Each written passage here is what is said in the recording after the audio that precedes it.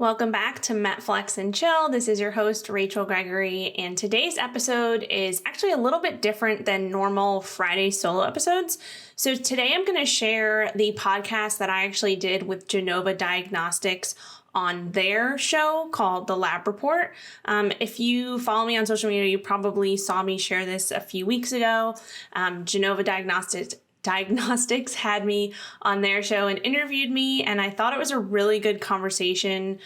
We touched on a bunch of different topics and a lot of topics that I'm passionate about. And so I asked them if they would be okay with me sharing their podcast on my platform, and they said yes. And so I'm super excited to share this episode with you today. If you don't know what Genova Diagnostics is, I'm just going to give you a quick rundown. So Genova Diagnostics provides comprehensive and innovative clinical laboratory services for the prevention, diagnosis, and treatment of complex chronic disease. They're based in Asheville and Atlanta and provide testing services to all 50 states and also around the world. So after you listen to this episode, you can actually learn more about them by going to gdx.net, and I will link their website and also their show in the podcast show notes so you can check them out there.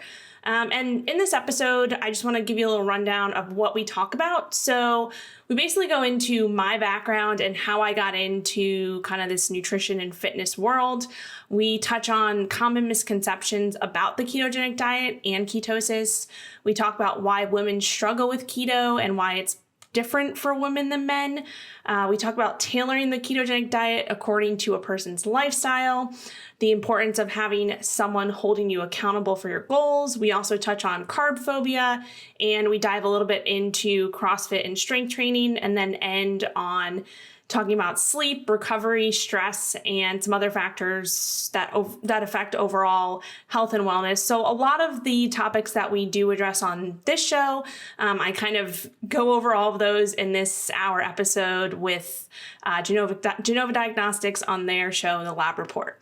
So I'm super excited for you to hear this episode. And if you're interested, again, in Genova Diagnostics, I will link their website in the description. In the show notes. You can check them out and check out all the testing that they have available. All right, let's get into the show.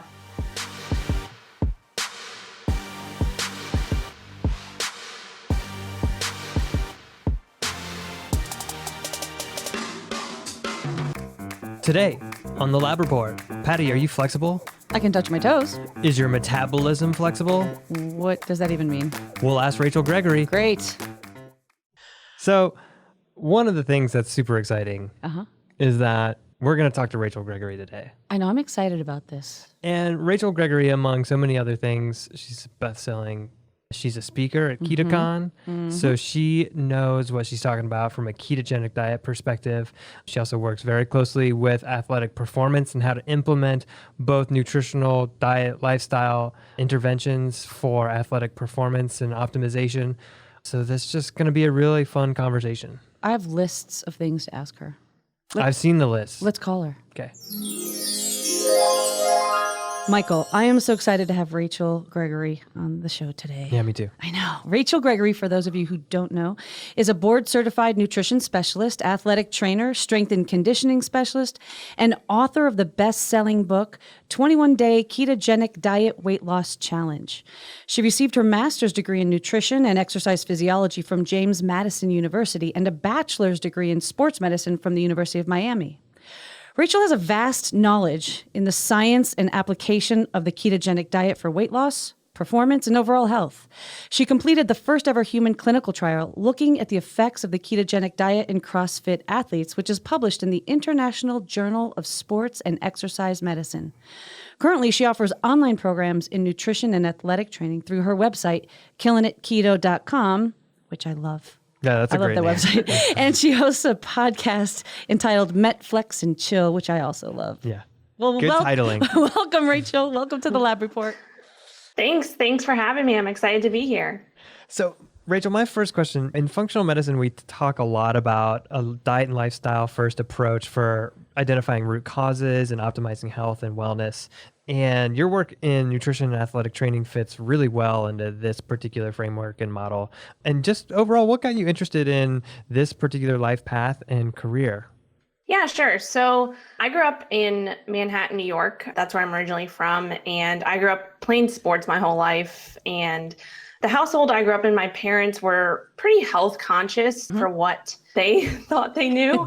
So kind of I talk about this all the time, but my dad thought having honey bunches of oats with skim milk every morning was healthy because that's what he was told. Right. Yeah. And having Gatorade, in the house all the time instead of soda, Right. that was the healthy way to go. And so I kind of grew up in this, that's what I say, health conscious household, but at the same time, it was like still naive to what we know today. And I grew up playing sports, and I knew that I wanted to play sports in college, particularly basketball.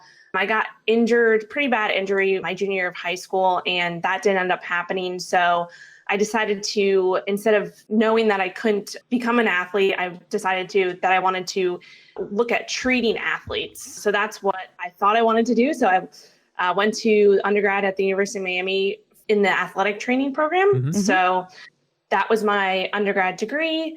And throughout that program, throughout college, I absolutely loved it. I actually started competing in triathlons as well. So I couldn't play basketball at that level, but I kind of needed something else to do when I got there, sports-wise and competition-wise. So I joined the club triathlon team there and started competing in triathlons, started to get more into nutrition, especially as it related to performance and how nutrition is so important with any type of performance or any type of athletes and things like that.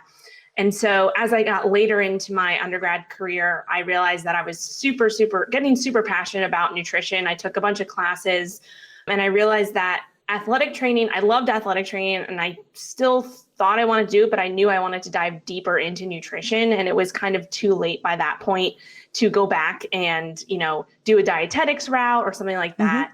So I knew that I wanted to go on to grad school and study nutrition further. So I went to James Madison University, got my master's in nutrition and exercise physiology while working as an athletic trainer there for 2 years. And that was absolutely amazing. Again, I just learned so much more about nutrition. And I guess also with talking about like the current nutrition programs out there when it comes to undergrad and grad school, they're still kind of following a lot of the, I guess you could say, older nutrition practices and textbooks and things like that. Yeah. So I learned a lot of the more kind of physiology type things, but I had to do my own research when it came to what's truly important in terms of overall health and nutrition, and why is fat not the devil, and what is that all, that whole realm. And so that's what I dove into when I got to grad school. And yeah, I'm sure we can get into some of that stuff as well, but that's kind of my my journey. Well, as part of that journey, it appears that you've stumbled upon the ketogenic diet, because you wrote this best-selling book called 21-Day Ketogenic Diet Weight Loss Challenge, and you're pretty well known in the field as an expert in ketogenic diets. And keto is so popular these days. What do you think are the biggest misconceptions of ketosis that patients and clinicians should know about? Yeah, so when I got to grad school, I had to do a thesis for that 2-year program, and I came across the ketogenic diet.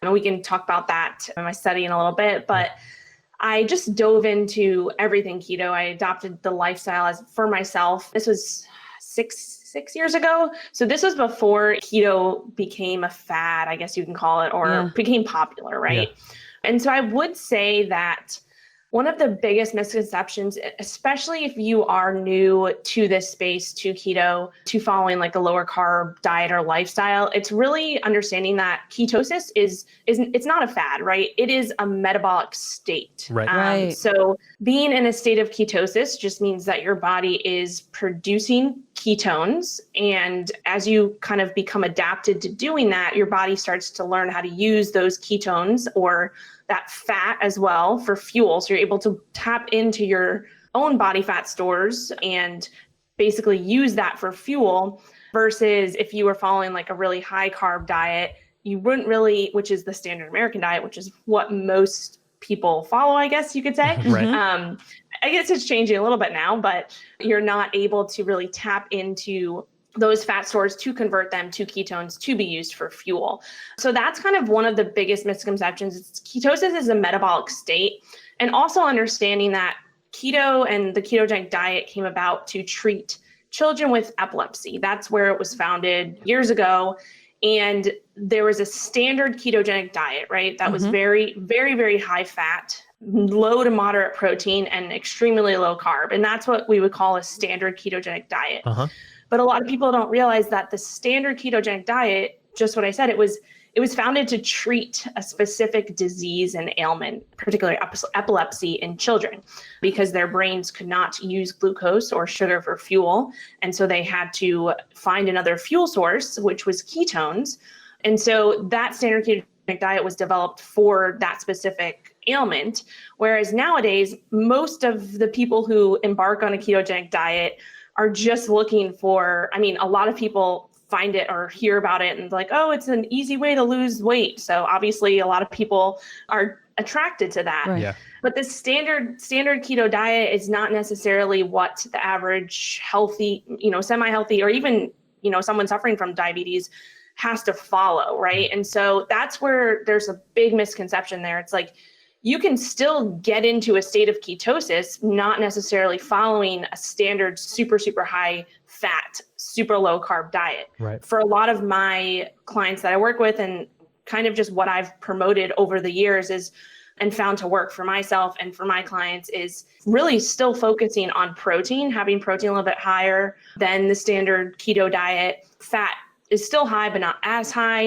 And carbs are kind of this lever that you can go lower, higher, depending on your metabolic state, where you're coming from, your activity level, your history, all of that. And so it's super individualized. And I think one of the biggest things as well is like, we don't want to be fearing protein. Again, a standard keto diet is very moderate, lower protein, but that's not necessarily what your average person should be following, right? Right. So, Right. Cool. Well, even with diets in general, we know, one size doesn't always fit all. And in your podcast and in some of your online programs, you make a point to address keto in women because they're a little bit different. And you talk about the specific pitfalls women encounter. Can you talk about why women often have a hard time with weight loss and keto specifically? Yeah, sure. So just in general, women do have, more sensitive hormones than men. That's kind of just generalized, like that's just how it is. We have more sensitive hormones. We have, we go through a cycle every month. And I also feel like there's kind of a psychological aspect to it as well, that women are, more prone to dieting and going through phases of yo-yo dieting and things like that. Not that men don't, but I just feel like there are more women who go through that. So that combined with, the more sensitive hormones and just the fact that women are put on earth to reproduce as well. Not saying that that's the only reason women are put on earth, but if we think about it that way, right? Right. So that kind of goes back to the hormone side of things. And I think another thing that's not also talked about is the fact that, in general, women do have less muscle mass than men. And that's something that I really promote for a lot of my clients and encourage is, resistance training and building muscle, and how important muscle is for overall health and longevity and just daily function and everything, right? And so I think that's another piece that a lot of people don't think about as well. But there are some pitfalls for women, mostly coming back to that more sensitive hormones that we have, and our body's like not being able to maybe take as much stress as maybe our male counterparts. So for example, following a ketogenic diet, like being in ketosis, it is a stress on the body, just like exercise is a stress on the body. They're good stressors, but to a point. And so I think it all has to come back to that overall stress load that you're under, specifically with women.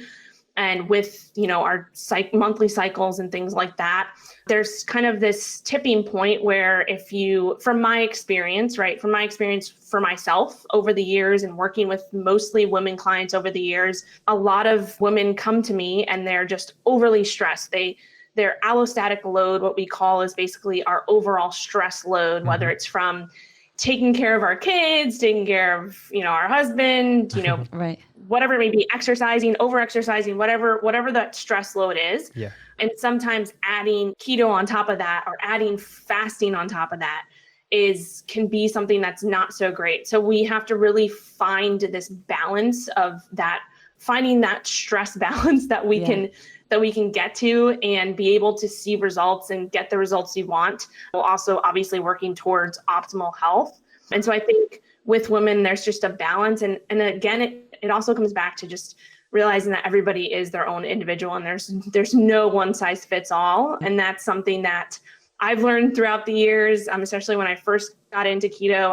I went through years of yo-yo dieting and just especially getting into nutrition, just trying all different things, right? And so I kind of, when I found keto and I started doing it for myself and, got all this mental clarity and just felt like kind of this freedom from thinking about food all the time, I was like, wow, this is it. Like, I'm never going back to eating carbs again.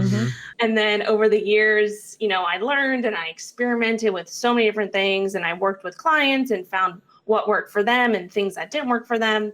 And I've realized, like, coming to now that, especially over this past 2 years, it's just like everybody's so different. There's no one way. And if we are dogmatic about our views, it becomes really hard to help people and to educate them and really find what works for that individual.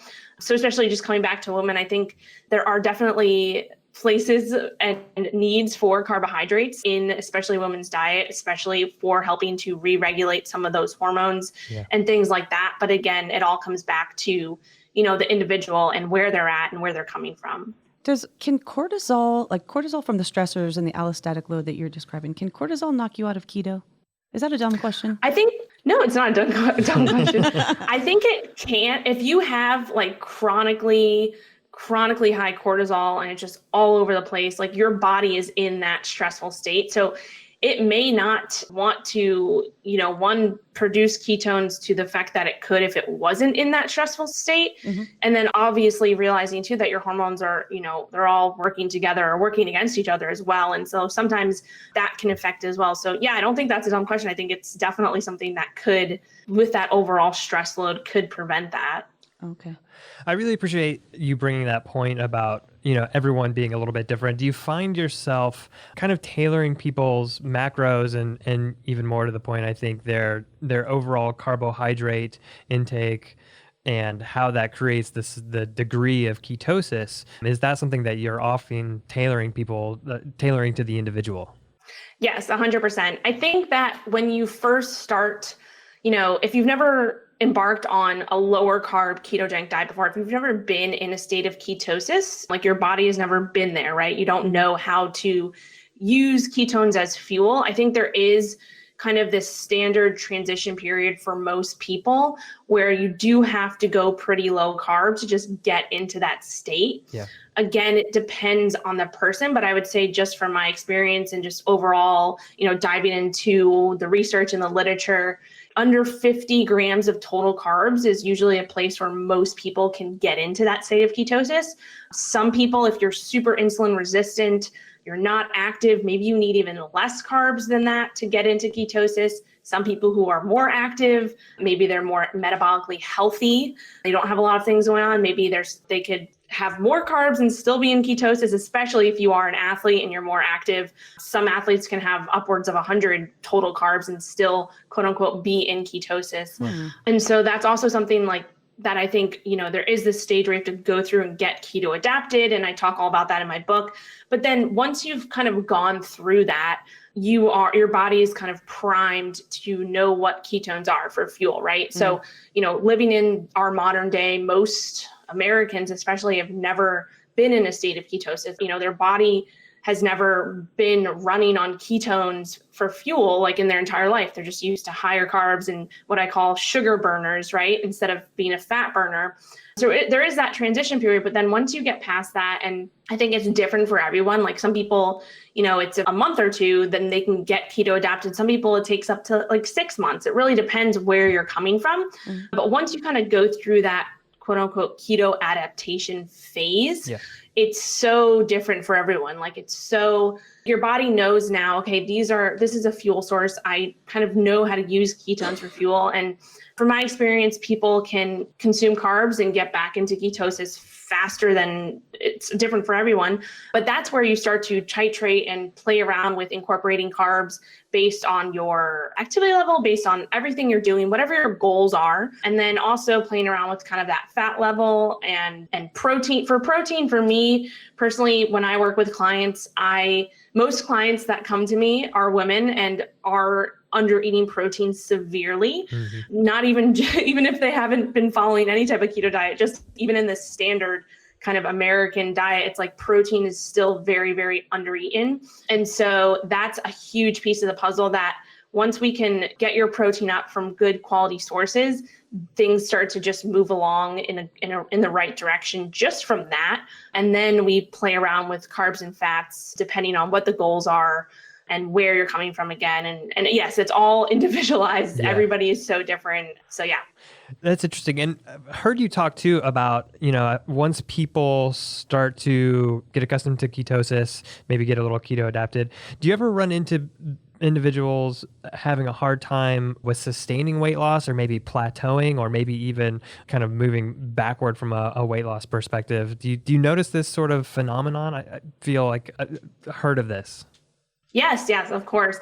And that's where a lot of my clientele come to me. They're at, like a lot of women, like I mentioned, they're at this plateau. Maybe they've, particularly gone keto for a while and they saw really, really great results initially. And then they kind of hit this sticking point and this plateau, you could call it. And it's not just women, men too. And this is for any diet you follow too. It's not just like following keto. Mm-hmm. And I think that it mainly comes down to, for me, just from what I've seen, it's really just a lack of awareness and education for what you're doing. And so realizing that things as you diet, kind of your metabolism, you've probably heard your metabolism, quote unquote, slows down. Yeah. It's not as simple as that. And I would say that I don't really like talking about it that way, but there is, when you go on a diet, there's something called, and when I say diet, I mean like you're going into a deficit, right? A deficit of energy. There's something called metabolic adaptation or adaptive thermogenesis is this word that they both go hand in hand. They're both mean the same thing, but your body downregulates processes as you are basically downregulating your energy intake and also losing weight. And so, or fat, which is the goal, right? And so, many people go on a diet, they see initial fat loss or weight loss, especially with keto, there's that initial drop in water weight, and then they should continue to see results as they're going, but then they hit this sticking point. And that's usually due to many of these things that happen with metabolic adaptation. The main thing being, as you lose weight, or lose body fat, which I hate, I always go back to saying lose body fat because losing weight, we don't necessarily want to just lose weight. We want to lose body fat. Yeah. And so one of the things that happens, like as you lose that body fat, you are becoming a smaller person, right? So the amount of calories or energy that you consumed when you just started this quote unquote diet is not the same amount. If you lost 30 pounds, your body you're a smaller human being. So you need less fuel and less energy on a daily basis to maintain that new, 30-pound loss. So if you go back to eating, the same amount of energy that you were before, you will probably gain some weight back. You won't be able to maintain that weight loss. And that just comes back to the education piece of it. And then there's other things like, we can dive into the thermic effect of food. You're eating less food, so you're having less of that thermic effect of food, which is basically the energy that your body takes to digest and absorb those nutrients. One of the biggest pieces of the puzzle that a lot of people don't think about with fat loss and weight loss is this concept of NEAT, or non-exercise activity thermogenesis, which is basically just all of your movement outside of exercise. So fidgeting and walking around and walking the dog and folding the laundry and all of these things that you don't think about as you diet and lose weight, you're in that deficit, right? And so energy will probably come down and you subconsciously stop moving as much as you were because your body just has less energy. So if you're not paying attention to that, that's where that lack of awareness comes in. If you're not paying attention to that, you are doing yourself a big disservice. And there is a lot of studies and anecdotal research showing that if you are not like paying attention to your movement, that's one of the biggest things that's affected. So like, for example, with my clients, if I work one-on-one or whatever throughout all of my programs, I always recommend having some way to quantify your movement. And that comes back to steps. So tracking your steps throughout the day, that's a really, really easy way to quantify how much you're moving and to just be aware of that. So those are a few factors. And then also with fat loss and weight loss and going, having less energy coming in and going on, a diet, it does affect your hormones, right? And so your hormones will down-regulate kind of the processes that are going on. Yeah. And if you are not aware of that, and if you're always quote unquote dieting, or if you're always in a deficit for so long, that can affect things as well, especially taking a hit on your hormones.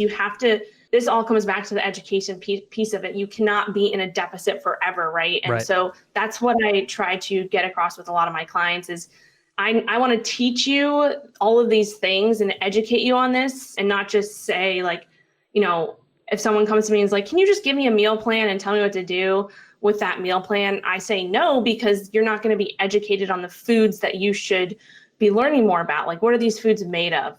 What's their composition? And then lastly, there's a huge factor when it comes to accountability. So if you don't have someone holding you accountable for all of these things, I think it makes things a lot harder.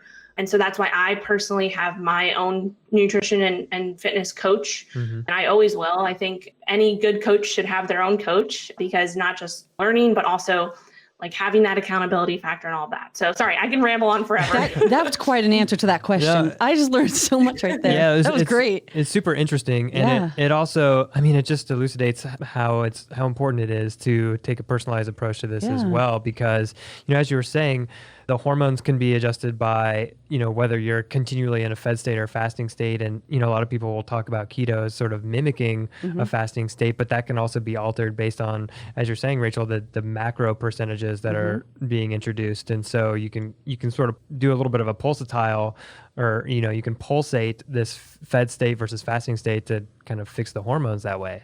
Yeah, totally. One question that we get a lot, and I don't know if you also get this too, but like as nutritionists dealing with clients, and you're speaking about a lot of clients coming to you who've done a lot of yo-yo dieting and things like that, do you worry about with introducing ketogenic diet that you might be running the risk of creating more food fears? There's a lot of concern around this concept of orthorexia these days. Can you maybe speak to how you're kind of triaging that concern?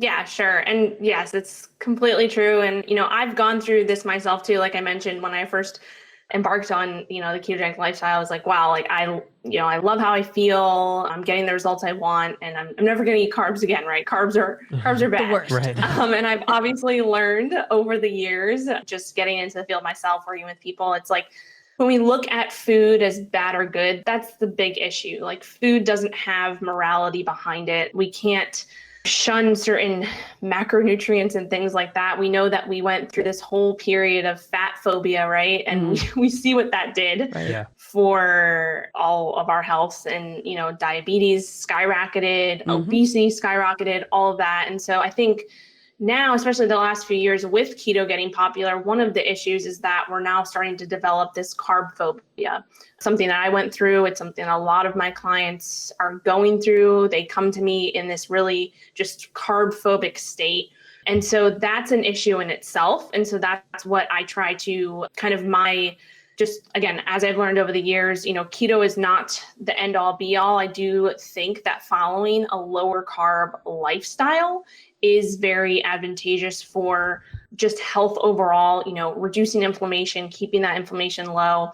Again, so many people are suffering from insulin resistance and diabetes nowadays. It's like following a lower carb diet and that being kind of the home base. And again, realizing that lower carb doesn't necessarily mean under 50 grams forever. It also depends on, where you're coming from. And so whether that's going up to 100, 150 carb, 200, whatever it may be, there's no number. Everybody's so different, right? But kind of coming back to your question, I think that there is a lot of carb phobia kind of circulating nowadays with keto being so popular and all of that. And I think it just comes again back to that education piece of it and finding what works for you and what you feel most comfortable with. And that's why I love this concept of metabolic flexibility in the sense that, you're teaching your body how to be able to tap into different fuel sources and use those fuel sources at different times. So, using fat and ketones when it's warranted, maybe when you're sitting at your desk all day, you're not really moving versus, if you're super active and you're doing whatever it may be, maybe you do need carbs and glucose for that activity, and just have it like teaching your body to be able to go back and forth between those fuel sources, I think is super, super important. It's something that most of us can't do, right? Because most Americans are always in that, grew up in that higher carb state. So like I said, they can never tap into those ketones for fuel. And then kind of on the other side of that, if you're someone who's been following a very low ketogenic diet for a long time, like years, you might not be able to use carbs anymore effectively. Right. So there's like this spectrum, and we need to find this balance, and it's so different for everyone. But, just kind of answering your question, I think there is fear and there is carb phobia and there is still fat phobia and things like that. And just, we have to realize that food is not bad or good. It's fuel. And I would say there are some quote unquote bad foods that I would categorize, mostly just like super processed and, factory made foods. Right. But yeah, that's definitely something that I work with a lot of clients through, and kind of, again, it all comes back to that awareness and that education piece of it, and how we're using these foods for fuel. And that's kind of what I see. Perfect. And in the clients that you see, or even you yourself with the ketogenic diet, do you ever incorporate intermittent fasting or time restricted eating in your practice? Yes. So I went through many experiments myself, especially getting into keto and then afterwards getting into intermittent fasting. And I probably went down, I like to call it the fasting rabbit hole. So a lot of people go through this where they start incorporating intermittent fasting, they feel great. And then they're like, okay, well, if I'm doing a little bit, maybe more is better. And then they keep adding more and more and more. And especially with women, going back to that kind of where our hormones a little bit more sensitive, women can have a harder time with incorporating extensive fasting, especially longer term fasting. Because again, fasting is another stressor to the body, right? So if we have too much of a stress, it's not a good thing. And so kind of figuring out that sweet spot. And again, this is different for everyone depending on where you're coming from. That's where we have to go. We have to figure it out for you as an individual based off of where you're coming from, what your metabolic state is like, what your activity level is like, and realizing that, especially for women, fasting every single day for, 20 hours is probably not the best idea for like long term, just because of that stress response and just because of other things that are going on, right? And so I think I incorporate intermittent fasting for myself and for my clients, but it all comes back to finding that sweet spot, and then also realizing that it changes as you are going through your life, right? There might be a period of time where you are not under any stress at all, or not under much stress at all, and everything's kind of lined up for you, then that might be a great time to incorporate intermittent fasting. But if you are someone who is super stressed out and you're over exercising and all these things, then, incorporating intermittent fasting may not be the best idea. So it just all comes back to you as an individual. But I do think it has its place for sure, especially if with someone who might be suffering from, type 2 diabetes, or looking to, become more insulin sensitive. Yep. And then also as an adherence tool, I know for myself, if I'm going through, like personally, or if I'm bringing a client through a fat loss phase, right? If I'm putting them through a diet or a fat loss phase, sometimes incorporating intermittent fasting can be a great adherence tool for them to be able to stick to what they're doing, but then also realizing that can change over time as well. And that's where, it comes back to the individual. Cool. Yeah, that makes a lot of sense. It's kind of another way to be metabolically flexible, and even a little bit more so to the extreme of that kind of ketosis spectrum, because you're going into a deeper state of ketosis with incorporating the fasting. So that makes a lot of sense if your main goal is metabolic flexibility. Exactly. Yeah. Kind of pivoting away from dietary approaches for a second and regarding athletic training, we've discussed CrossFit on prior episodes and have spoken about many different athletic approaches.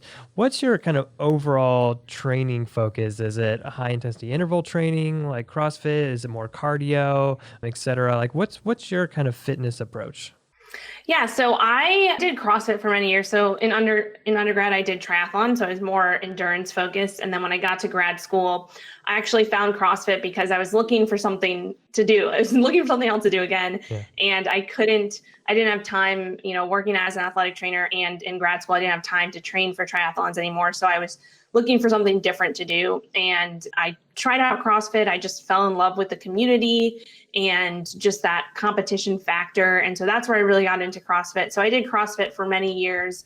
And then about 2 years ago now, I got an injury and I injured my back and I couldn't do it. So I had to take a break. And then after that, I started getting more into just regular strength, like I wouldn't say regular strength training, but more of like hypertrophy training, strength training, going to a global gym and following a progressive program. I actually ended up hiring my own coach and went through my own kind of transformation, which I learned a lot from. And so nowadays I just mostly focus on resistance training in, your regular gym, but with a focus on progression and not just going into the gym and, doing some random exercises every day, but actually following a program that is very long-term and has a purpose behind it and has progressive overload factored in, and realizing that that is the only way to truly build muscle is you have to progressively overload, which just means you have to do a little bit more every single time you step in the gym. And so that's kind of what I write programs for my clients, and that's what I follow currently is more just resistance training. And then I incorporate, of course, conditioning and cardio, depending on what my goals are. Got it. Great.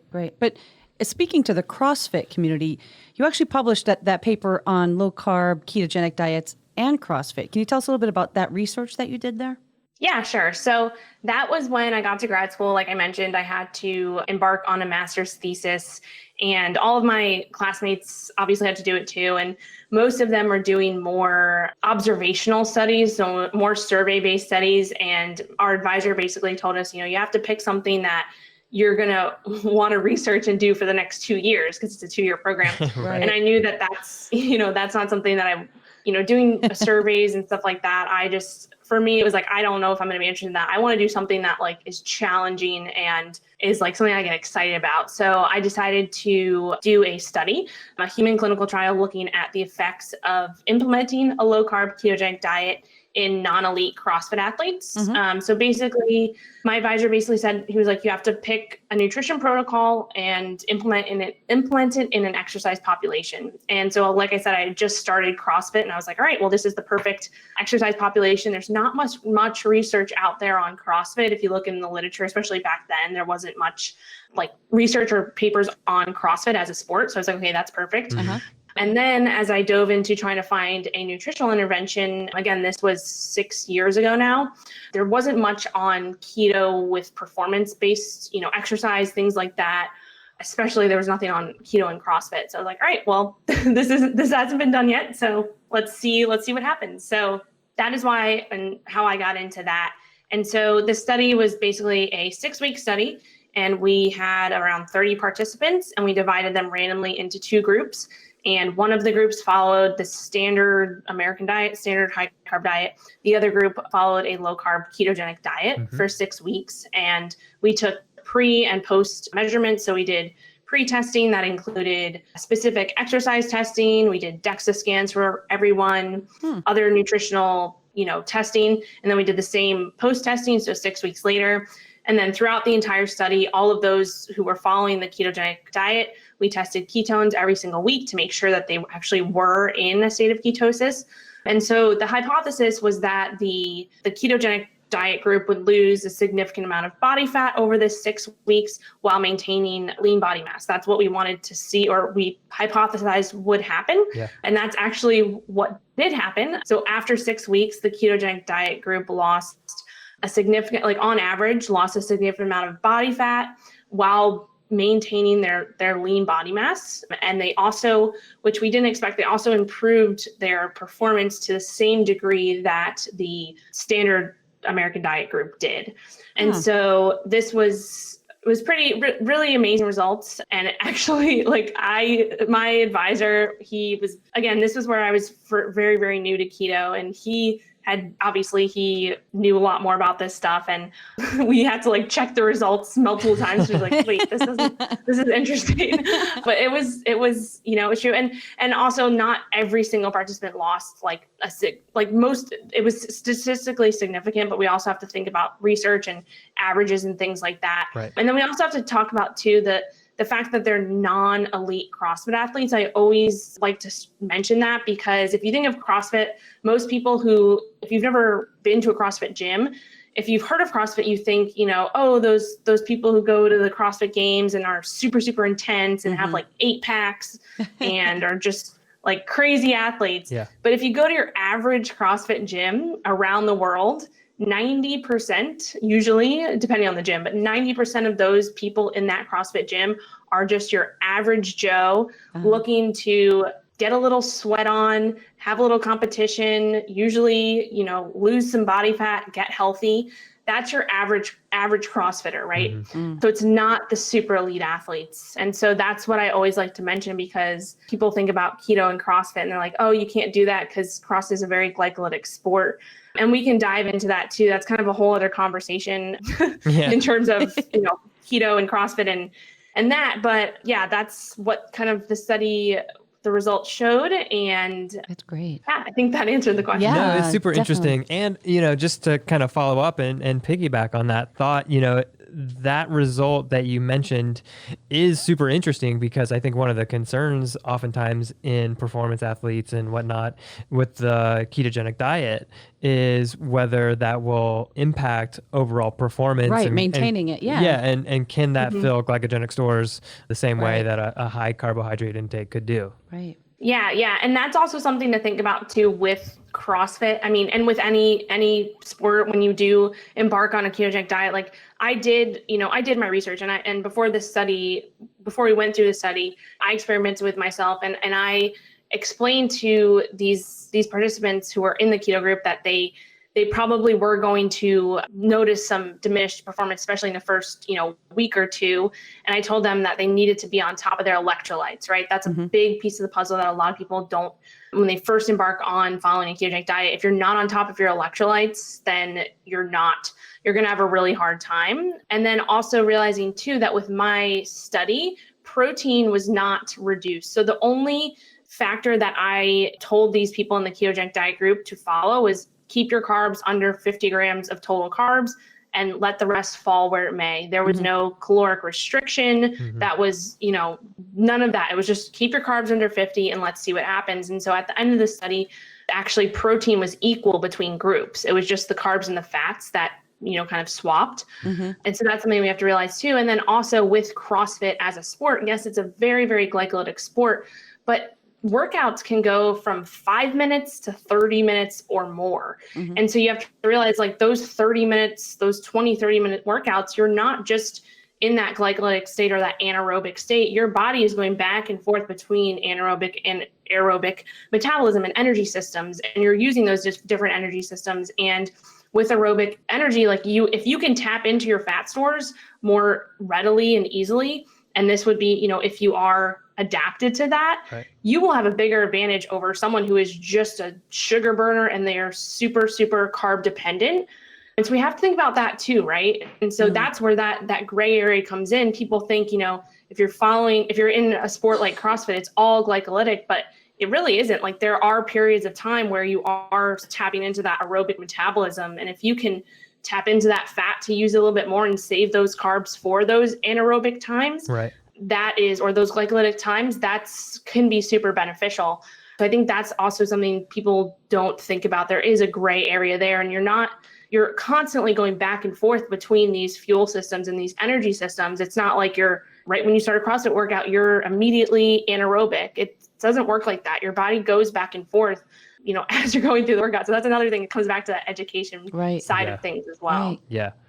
You mentioned it a couple times, shifting gears just a little bit about managing kind of this burden, this stress burden, the kind of the overall stress load. And we often talk about parasympathetic, sympathetic balance on this podcast. It relates to HPA axis function. But when it comes to athletes and the challenges that they encounter, how do you address sympathetic, parasympathetic balance? Are there any techniques, tools that you incorporate in some of the athletes that you're working with?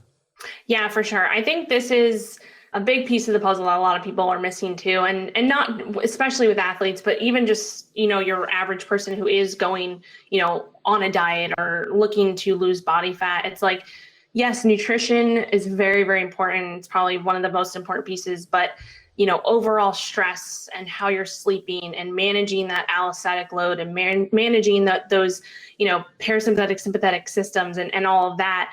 That is another piece it's missing. And that's where, like with my clients, we track biofeedback metrics, we don't just track your macros, we don't just track your exercise, but we track, how you're sleeping, how is your stress every single day, what's your quality of sleep like, what's your quantity of sleep like, how are you recovering from your exercise and things like that. And so I think that's a huge piece that if you're not tracking that, you're not going to know how to make adjustments from there. So just tracking that in itself, right? Tracking those biofeedback metrics in itself is going to give you so much data to be able to become more aware of, if you are super stressed out or if you are in that more sympathetic nervous system state versus that parasympathetic rest and digest kind of mode. So that in itself is important. Then we're talking about athletes in particular, especially those who are maybe following a lower carb keto diet. There can come to a point where you do need to get into that parasympathetic state. And I think, and this is how I kind of incorporate carbohydrates, carb ups, carb cycling as a tool, not only to become more metabolically flexible, but to help with some of these, to help get you into that recovery mode, right? Because recovery is so important. And you really have to be, especially with, when we're talking about athletes, like being in that parasympathetic rest and digest mode is where that recovery happens.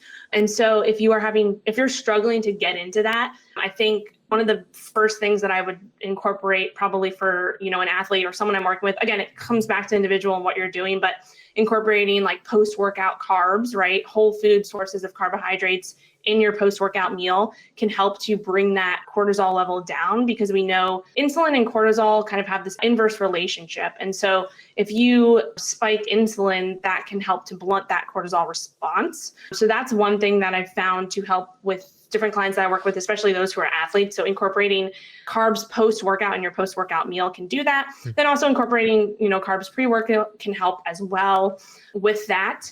And so that's one of the biggest strategies I've seen. And then also when we're talking about, sleep and stress management, sometimes incorporating carbs in that sense can help with that, especially, again, blunting that cortisol response, especially at night. Sometimes if you're super wound up and you're in this kind of, if you're someone who thinks that, if you're someone who experiences racing thoughts at night and you're kind of in this, like you're super tired, but you just can't fall asleep, that's probably you're just in that sympathetic state. And so bringing you into that parasympathetic state, there's different things that you can do, of course, and it doesn't come down just to the nutrition side of things, but also like the mindset practices and all of that. Yeah. So that's something that's super important, but it all comes back to being aware, right? And tracking these things. Because if you don't know, like, for example, I don't know how many hours of sleep or quality of my sleep from 2 nights ago, like I don't even remember, but I do know because I track that every single day, with my coach, and he keeps me accountable to do that. So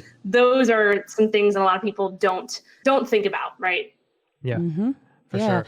And I mean, even, all of these, this is amazing information you've given today, Rachel. I mean, on all of these amazing, really clinical and practical tips for people. But you additionally have this awesome website called KillinItKeto.com. And there, all of the people listening to this podcast can go check this out. There's a lot of online exercise and nutrition courses. And can you talk about some of the resources you have available for people to check out free? Yeah, sure. So my website is KillinItKeto.com. It is actually going to be transitioned. I'm in the process of rebranding. So it will soon be called MetFlexLife.com. That's not depending on when this podcast comes out, I don't know if it'll be out yet, but either way, going to one of those, it will reroute you to killinatketo.com, or sorry, going to killinatketo.com will reroute you to metflexlife.com eventually. Yeah. But yeah, so I have tons of blog posts up there that are just over the years of, being in the space, things that I teach my clients, education about that. That's all, free posts and recipes. And then I do have programs that are specific to, if you're someone who, if you've gotten my book and you've gone through 21 days of keto and you kind of want the next steps, I do have kind of a progression with that. So I have programs that are related to it's one of them is called Keto Kickstart, which is beyond the book. And then the other one is Keto for Women, which is really a very in-depth 3-month program, which takes women who have maybe gone through keto, right? And they know what it is and they've had initial results, but now they're kind of at that plateau we talked about. So with the Keto for Women program, it's really bringing you through 3 months of teaching you how to become more metabolically flexible, with that being the end goal. And then I also have a bunch of exercise programs that are based off, kind of structured around that whole concept of progressive overload and building muscle and how important that is, especially for women. And then I do one-on-one consulting. I have my own one-on-one clients and I have applications for that. And yeah, so that's Awesome. That's everything you great. can find. And then, Great. yeah. Awesome. And you also got the podcast too, the MetFlex and Chill, which is obviously a really great play on Netflix and Chill. So can you talk a little bit, you've talked about metabolic flexibility. What can people expect when they subscribe and listen to your podcast?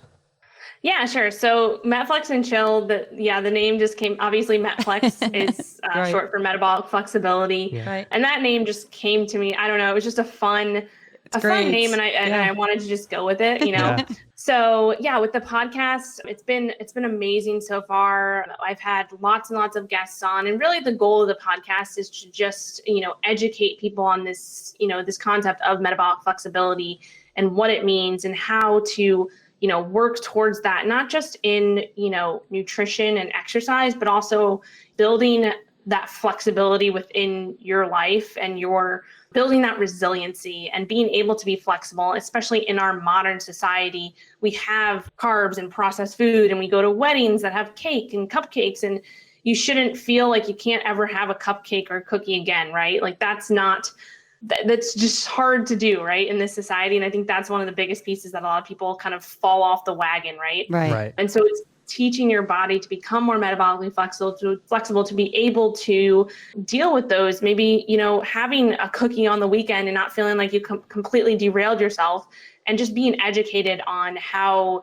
to do that and how to, I call it building an anti-fragile metabolism. So building up this resiliency and understanding how to be flexible in this world we live in and to bounce back when something might happen and things like that. So that's really the goal of the podcast. Great. Well, this episode is just jam-packed full of great information, and we're going to encourage everyone to go to iTunes and Spotify and check out Rachel's podcast, MetFlex and Chill. Pick up her book, 21-Day Ketogenic Diet Weight Loss Challenge, and check out her website, which was killinatketo.com, which is now going to be directed to MetFlex for Life. MetFlex Life. MetFlexLife.com. Yeah. But we're just so thankful that you came to join us, Rachel, and we appreciate you. Yeah, thank you so much for thank coming you so on. much. Oh, sorry. No, yeah, I was just going to say thank you so much for, I feel like the functional medicine community, there's so much interest in this. Yeah. And this will be a really great start. And there are still so many areas that we haven't even scratched the surface of. So just thank you so much. And maybe down the road we can have you on for a part 2 or something. Yeah, of course.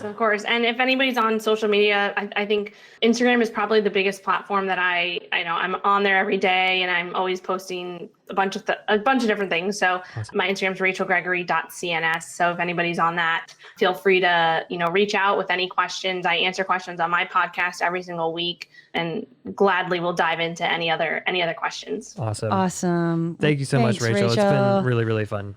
Thanks for having me. I had fun too. Oh, no, Michael, guess what? What? We forgot to ask her if she likes sandwiches or what her favorite vegetable is. No, I didn't forget that. What do you mean? No, that was all part of the plan. What plan? Well, I knew at some point in there we had so many questions. We're gonna have to have her on for like a part 2, maybe even a part 3, and that's just like it's the carrot at the end of the stick, right? That's the question that needs to be asked. Did she agree to be on for 2 and 3? I don't know. I forgot to ask that. See, Michael, we do need to put in a disclaimer, though. Yeah. The content of this podcast is meant for educational purposes only. It is not meant to be misconstrued as medical diagnosis and or treatment advice. Please be advised as such. You're the best. What? Next time on the Lab Report, we've got somebody special. Aw, who? Dr. Terry Walls. Yay, you're right. She is special. And her story, Yeah, totally amazing. Totally. You've been listening to the Lab Report. If you like what you hear, please subscribe to our podcast, rate us, and leave us a review. To learn more about Genova Diagnostics, visit our website at gdx.net. There you'll find information on specific testing, educational resources, and how to connect with our show. Call us at 1-800-522-4762 or email us at podcast@gdx.net. All right, I hope you enjoyed listening to the shared episode from the Lab Report podcast. I thought it was a really good conversation, and so that's why I wanted to share it with you, and I'm so thankful to Genova Diagnostics for allowing me to share their episode on my platform. And remember, if you want to check them out, you can view the show notes to learn more about their testing. Again, I will link that in the show notes. The website is gdx.net. I hope I got that right. Yeah, gdx.net. I'll link that in the show notes. I'll link the Lab Report podcast in the show notes as well. So definitely check them out. And again, I hope you enjoyed this episode. I hope you took away maybe some new information that I haven't shared before on this show. And yeah, that's all I got. So I will see you next time for a more traditional solo episode.